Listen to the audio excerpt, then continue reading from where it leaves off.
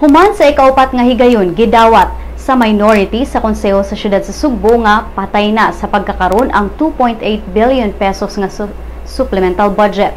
Sa upat ka sessions nga gipatawag sa konseho karong simana aron i-discuss ang supplemental budget ug pagdeklara sa Barangay Lahug nga state of calamity human sa sunog, walay quorum nga nakuha. Wala mo nga ang mga konsehal sa Bando Osmeña Pundok Kauswagan o BOPK ug mga miyembro lang sa Team Rama ug ni Acting Vice Mayor Nestor Archival ang nito nga. Miadmitter sab si Archival nga patay na ang 2.8 billion pesos nga supplemental budget ug wala na sila'y mabuhat niini. Sa pagkakaroon, wala pa'y gipagawas nga pamahayag ang pundok sa BOPK kalabot sa ilang wala pagtunga sa upat ka sessions karong simanaha.